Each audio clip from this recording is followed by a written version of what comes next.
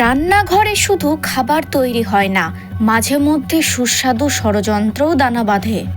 অন্বেষা, আমি বাবার প্রিয় পোস্তের বড়া বানিয়েছিলাম। উনি কত তৃপ্তি করে খেলেন, তারপর হঠাৎই কাস্তে কাস্তে সব শেষ। মা তো শুধু রান্নাঘরে আমার খুঁত ধরতেন, বাবাকে আমার হাতের খাবার খেতেও দিতে চাইতেন না। আমি তোমার খুঁত ধরতাম না বৌমা, আমি তোমাকে সতর্ক করতাম, কিন্তু তুমি বাড়ির নিয়ম ভাঙো।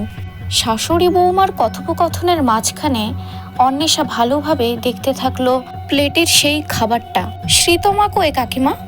ও তো শ্বশুর বাড়িতেই আছে, একটু পরেই বেরিয়ে পড়বে বলেছে।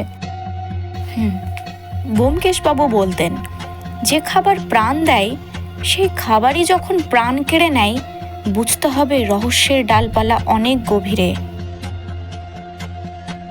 মিতু বৌদি, কাকাবাবুর কি কোনো বিশেষ খাবারে অ্যালার্জি ছিল? প্রিয় খাবারই কি তবে জমদূত হয়ে এলো? শাশুড়ির কড়া শাসন কি তবে অমূলক ছিল না? উত্তর আসছে পরের পার্টে।